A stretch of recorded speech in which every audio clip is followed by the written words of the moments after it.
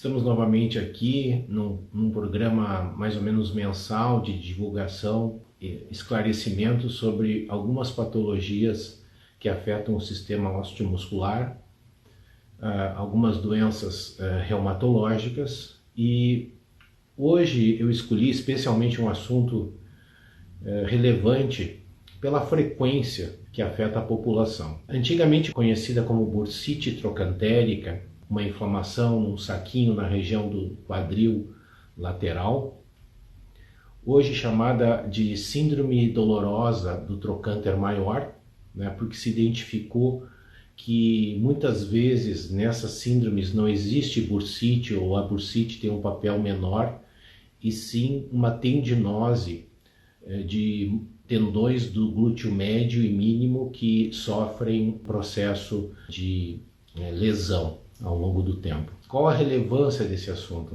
Essa síndrome dolorosa, ela é bastante comum, como eu comentei anteriormente.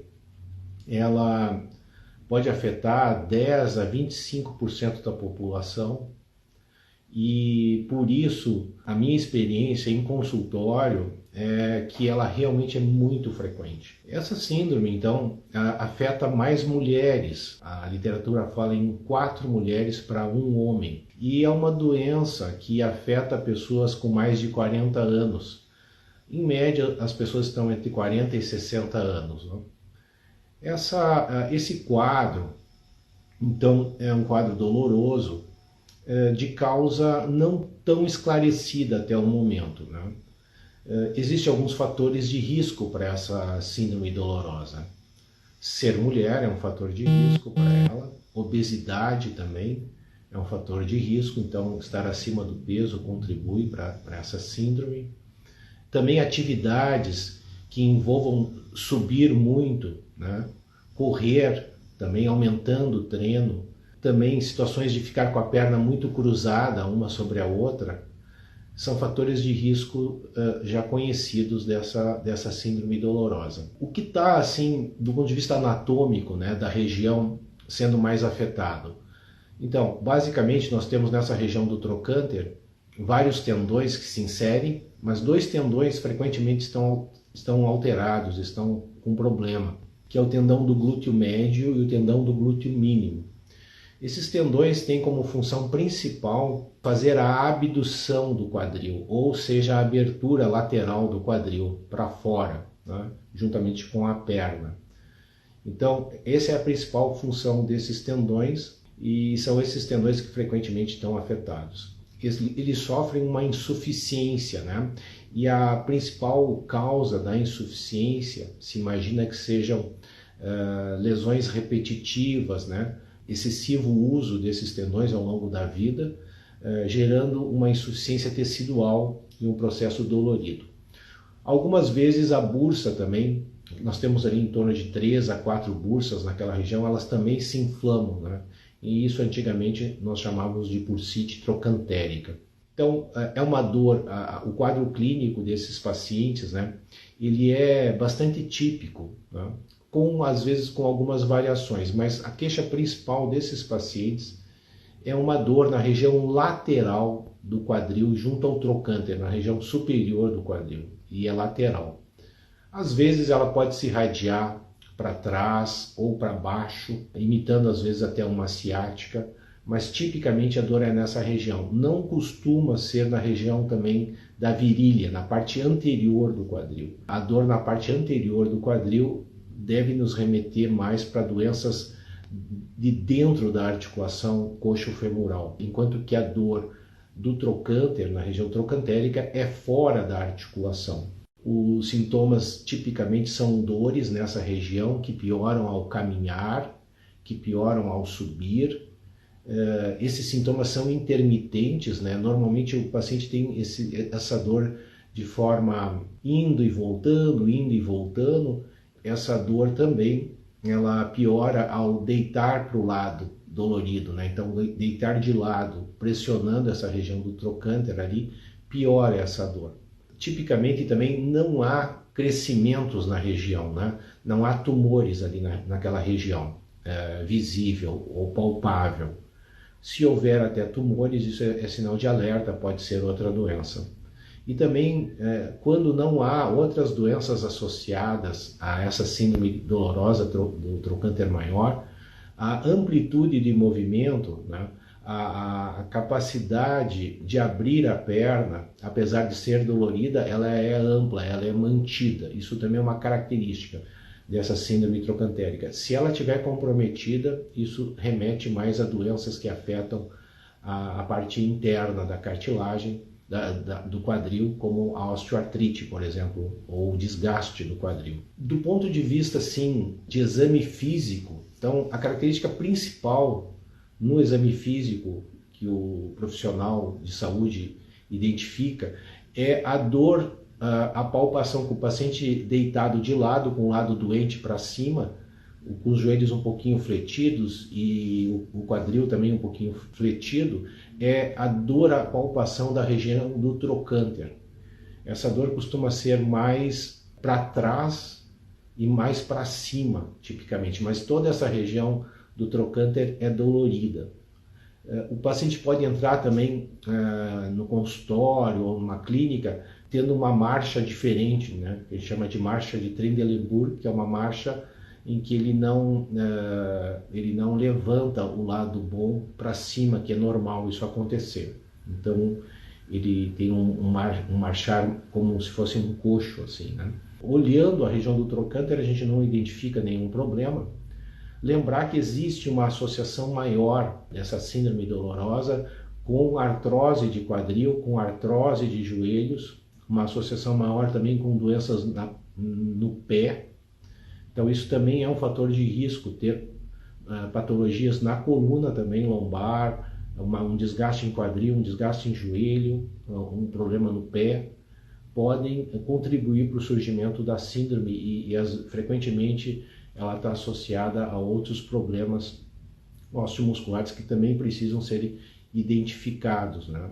E também o tratamento desses outros problemas pode melhorar a síndrome trocantérica. Então, além disso, no exame físico, há algumas manobras que o profissional de saúde pode fazer para confirmar bem esse problema. O primeiro, então, é a palpação dessa região ali com dor, que eu já comentei anteriormente, e outras manobras que envolvem uma abdução, o abrir da perna contra uma resistência, né, que o profissional de saúde faz. Então, há vários testes descritos, como, por exemplo, ficar em pé numa perna só durante 30 segundos e observar, apoiando o peso do corpo nessa perna e observar se a dor surge nessa região do trocânter. Sempre os testes vão ser positivos quando a dor for sentida na região do trocânter maior ali do fêmur. Isso é uma característica do exame físico, né? Há vários testes que a gente pode fazer, o médico está habilitado e outros profissionais de saúde também. Bom, mas, por exemplo, quando que a gente precisa fazer imagem dessa região do quadril? Tem que fazer sempre raio-x, né? Tem que fazer ultrassom, tem que fazer ressonância? Em boa parte dos casos, o diagnóstico é só clínico, né? Não há necessidade de fazer imagens. Porém, há algumas exceções importantes. Por exemplo, se o quadro não está evoluindo bem, está muito arrastado apesar do tratamento, ou você suspeita de uma outra doença associada naquela região, como osteoartrite de quadril, né? Então, aí, nesse caso, a imagem pode estar indicada. Inicialmente, o exame inicial seria um raio-x da bacia, em que você consegue ver os dois quadris, ali a região do trocânter, né? E nos casos em que não estão evoluindo bem ainda, né, ou algum sinal como de gravidade, enfim, então você pode fazer tanto o ultrassom dessa região, como a ressonância magnética também. Esses dois testes permitem ver as partes moles, né? Inclusive eles permitem avaliar, principalmente a ressonância, mas o ultrassom também, a lesão crônica dos tendões dos glúteos médio e mínimo associado a essa síndrome, né? Outra vantagem de fazer imagem é quando você suspeita que os tendões desses músculos estão rompidos. Existem alguns testes clínicos que permitem também a suspeita da ruptura, né? A ruptura normalmente vai levar a uma fraqueza na abdução do quadril, e essa ruptura pode ser tratada de forma diferente, não só clínica, mas também cirúrgica. Então, a imagem pode ser feita quando houver essa suspeita de uma ruptura importante do tendão ou de músculo dessa região. Do ponto de vista laboratorial, não há uma indicação de exame laboratorial, a não ser que haja suspeita de outras doenças, inclusive doenças sistêmicas, como, por exemplo, uma infecção na bursa, né, do trocânter, que é rara, que não é comum, ou uma doença reumatológica, como artrite reumatoide, espondilite anquilosante, né? As espondiloartrites são doenças que podem dar inflamação na inserção do tendão com o osso, chamado de entesite. Então, se você suspeita desse quadro, normalmente esses pacientes vêm com outras alterações articulares, com outras queixas articulares, né? Em outras articulações. O paciente também tem muitas vezes sintomas sistêmicos, emagrecimento, febre, perda de apetite, porque são doenças sistêmicas. Então, se você suspeita de doenças sistêmicas, também o laboratório pode ser útil, mas usualmente, como eu comentei anteriormente, esse diagnóstico e o tratamento único dessa patologia muitas vezes não exige exames de imagem. Em relação ao diagnóstico diferencial desse problema, então há várias situações que podem imitar essa síndrome e mais podem acompanhar essa síndrome. Então, por exemplo, doenças da coluna, desgastes na coluna, hérnia, artrose da coluna, né, ou osteoartrite da coluna, melhor falando, podem imitar essa síndrome trocantérica. A artrose do quadril também pode imitar, mas eu já comentei que as dores são em localizações diferentes, né? Outra situação que pode imitar é um herpes zoster iniciando antes das lesões aparecerem nessa região, as lesões de pele típica do herpes zoster também. Patologias outras do quadril, como necrose da cabeça de fêmur ou impingement labral, né? Uma lesão labral também pode gerar dor que entra no diagnóstico diferencial dessa síndrome. Enfim, há múltiplas outras situações clínicas, tumores, por exemplo, dessa região, sarcoma, né? Então, tudo isso pode imitar. Neuropatias também periféricas, mas em geral o diagnóstico não é tão complicado, né? Lembrar também que essa síndrome, né, ela é autolimitada. Olha, isso é bem interessante. Então, na maioria dos pacientes, né, em até alguns meses a síndrome desaparece, ela melhora, é o que a gente vê na prática mesmo. E em uns poucos pacientes a síndrome pode durar 1 ou 2 anos. Então ela é autolimitada, a sua história natural é de melhora a longo prazo. Então temos que levar em consideração isso na hora do tratamento, né? O objetivo é aliviar a dor e prevenir limitações adiante, enquanto o processo natural nos ajuda, né, ao longo do tempo para a melhora, né? Nós já estamos a favor da melhora, então o tratamento pode acelerar essa melhora, diminuir o sofrimento dos pacientes. Esse tratamento, ele é feito, as questões básicas do tratamento são alguns exercícios, tá? E algumas mudanças de hábitos. Então vamos começar com exercícios, né?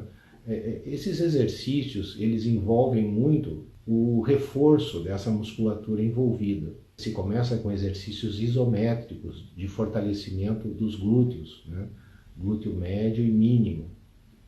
Muitas vezes é necessário um profissional fisioterapeuta ou educador físico que possa auxiliar esse paciente a fazer esses exercícios, né? E ensiná-los a fazer em casa também, exercícios domiciliares que ao longo do tempo vão trazendo grandes benefícios ao paciente. Outras medidas, então, além dos exercícios, né, e também alongamentos desses músculos, são importantes, é a questão de algumas mudanças de atividade. Por exemplo, evitar ficar muito com as pernas cruzadas pode ajudar, né? Evitar caminhadas excessivas, evitar muita subida, não deitar com esse lado para baixo, porque a pressão ali do colchão com o peso do corpo costuma agravar os sintomas. Isso às vezes até não comentei, mas alguns pacientes têm dor noturna também quando eles ficam nessa posição ou quando eles se viram. Então não deitar para esse lado dolorido até que a síndrome passe, né? Até que isso tudo melhore. Aí então as limitações podem ser reduzidas desde que você mantenha programa de exercícios regularmente, a longo prazo. Em relação ao tratamento analgésico, então, anti-inflamatórios podem ser usados, principalmente nas situações de muita dor, e também infiltrações com corticoide anestésico nessa região também podem ser feitos, né? Parece que eles têm resultados semelhantes a longo prazo, tanto a infiltração quanto o uso de anti-inflamatórios e exercícios. Mas às vezes a infiltração pode dar um efeito mais rápido no alívio de dor. Aliás, também quando alivia a dor com a infiltração, isso também é uma comprovação diagnóstica da doença. A grande maioria dos pacientes tem benefício com essas medidas. O anti-inflamatório a gente tem que lembrar, o anti-inflamatório não esteroidal, né? Temos que cuidar, explicar para os pacientes o risco de usar anti-inflamatórios, considerar a função renal, a história de úlcera, doença cardiovascular, considerarmos isso com o paciente e usarmos de uma forma comedida, por não muito tempo, podendo ser repetido. Então isso gera um pouco mais de segurança, o uso desses anti-inflamatórios, e se houver doença gastrointestinal, enfim, usar um protetor gástrico junto, né? Existe, também situações em que a doença ela é persistente, né? Então está descrito na literatura também casos mais persistentes, ondas de choque, e raramente nós precisamos operar esses pacientes, né? Raramente, não é comum a necessidade de cirurgia. Normalmente são para pacientes que têm um quadro muito persistente, né? Com no mínimo 1 ano de dor, para que se possa pensar em cirurgia depois da falha, depois do tratamento clínico aplicado. Eu espero ter contribuído com informações às pessoas que me seguem. Eu espero ter levantado um assunto que tenha relevância para todos vocês, e me coloco à disposição para dúvidas, perguntas, caso vocês tenham. Adiante, esse vídeo ficará salvo, né, no meu Instagram. Abraços aí.